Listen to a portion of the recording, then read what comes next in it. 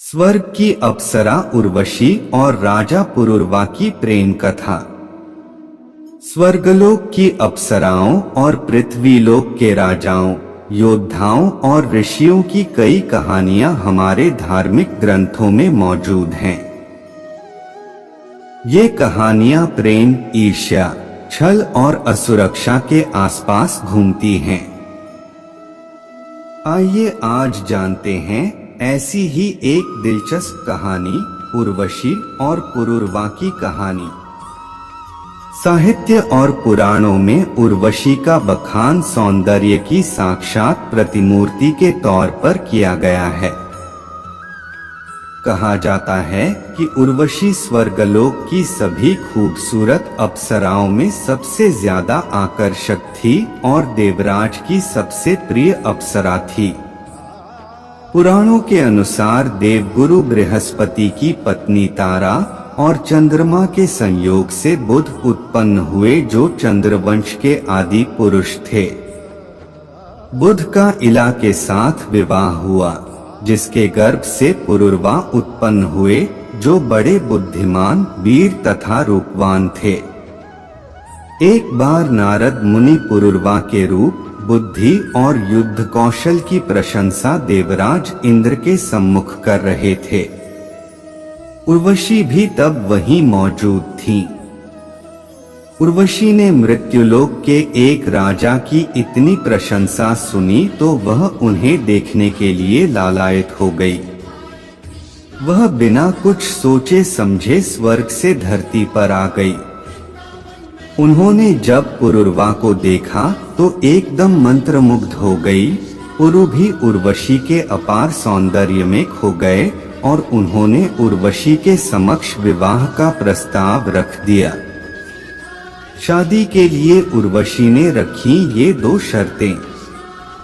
उर्वशी को विवाह प्रस्ताव तो मंजूर था, लेकिन उन्होंने राजा के सामने दो शर्तें रखी। पुरुरवा उर्वशी से इतना प्रेम करने लगे थे कि बिना कुछ सोचे ही सारी शर्तों को मानने के लिए तैयार हो गए। उर्वशी की पहली शर्त थी कि राजा को उसके 2 भेड़ों की रक्षा करनी होगी, क्योंकि उर्वशी उन्हें पुत्रवत समझती थी। राजा ने इस शर्त के लिए हंसते हुए हाँ कह दिया। उर्वशी ने कहा, सहवास के अलावा आपको नग्न देखा तो लौट जाऊंगी। उर्वशी की दूसरी शर्त यह थी कि सहवास के समय के अलावा एक दूसरे को नग्न अवस्था में देखने पर वह वापस स्वर्ग चली जाएंगी। राजा को अपनी भावनाओं पर नियंत्रण था, इसलिए वह इस शर्त के लिए भी मान गए। आखिरकार उर्वशी और पुरुरवा का विवाह हो गया। इसके बाद उर्वशी और पुरुरवा का विवाह हो गया। विवाह के बाद उनके साथ वे 2 भेड़ें भी आईं, जो उर्वशी को बेहद प्रिय थीं। विवाह के समय पुरुरवा ने उर्वशी को वचन दिया कि वह उन्हें दिए दोनों वचनों को निभाएंगे। उर्वशी और पुरुरवा एक दूसरे के प्यार में खो गए थे। विवाह के बाद उन्हें लगने लगा था कि उन्हें वह सब कुछ मिल गया है जिसकी उन्होंने कामना की थी। सब कुछ बहुत अच्छा चल रहा था, लेकिन नियति को कुछ और ही मंजूर था। उधर देवराज इंद्र अपमान का घूंट पी रहे थे। सभी जगह यह चर्चा थी कि स्वर्गलोक की सबसे खूबसूरत अप्सरा ने सभी सुख सुविधाओं का त्याग करके मृत्युलोक की यातना भी हकीकतों को खुशी से अपना लिया है। देवराज इंद्र को अपमान महसूस होने लगा कि उर्वशी उन्हें त्याग कर पुरुरवा के साथ इतनी खुशहाली से जीवन यापन कर रही थी।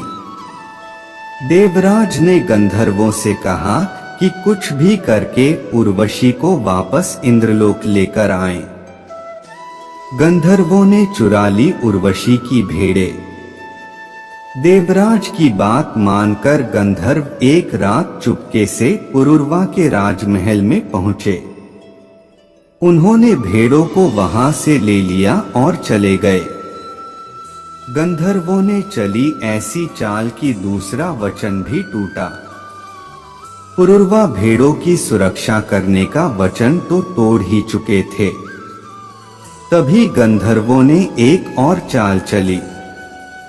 अपनी प्रिय भेड़ों को खोजते हुए उर्वशी भी उसी जंगल में चली गई जहां पुरुरवा गए थे। जैसे ही वे दोनों एक दूसरे के करीब पहुंचे, गंधर्वों ने आसमान में बिजली चमका दी। महाराज पुरुरवा भेड़ों को तो ढूंढ चुके थे, पर उर्वशी ने उन्हें बिजली के प्रकाश में निर्वस्त्र देख लिया। उर्वशी उसी समय स्वर्गलोक चली गई। उर्वशी के जाने से राजा बुरी तरह टूट चुके थे। उर्वशी और पुरुरवा प्रेम में डूबे थे।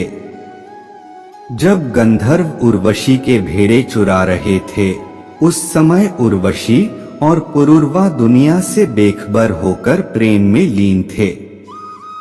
भेड़ की आवाज सुनकर उर्वशी चौंकी। उसने राजा से कहा कि वह भेड़ों की रक्षा करें।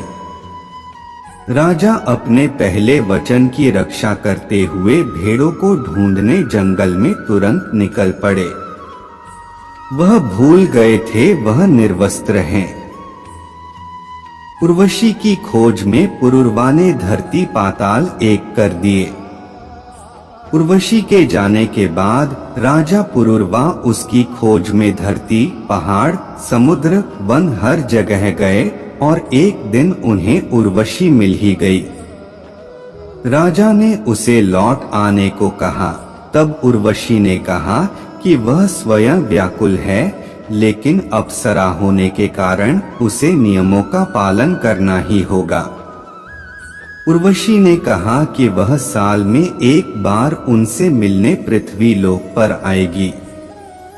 उर्वशी ने बताया कि उनकी कोख में राजा पुरुरवा की संतान है। उर्वशी और पुरुरवा के 6 पुत्र हुए। उर्वशी हर एक साल बाद पुरुरवा से मिलने पृथ्वी लोक पर आती रही। पुरुरवा और उर्वशी के 6 पुत्र हुए, आयु, धीमान, अमावसु, दृढ़ायु, बनायु और शतायु। उर्वशी की मनोच्छा और प्रेम पर न सिर्फ पुराणों में बल्कि साहित्य में भी बहुत लिखा गया है। ऐसी ही मजेदार प्रेम कथाएं सुनने के लिए हमारे इस चैनल की वीडियो पाने के लिए हमारे चैनल को लाइक, शेयर और सब्सक्राइब करें। धन्यवाद।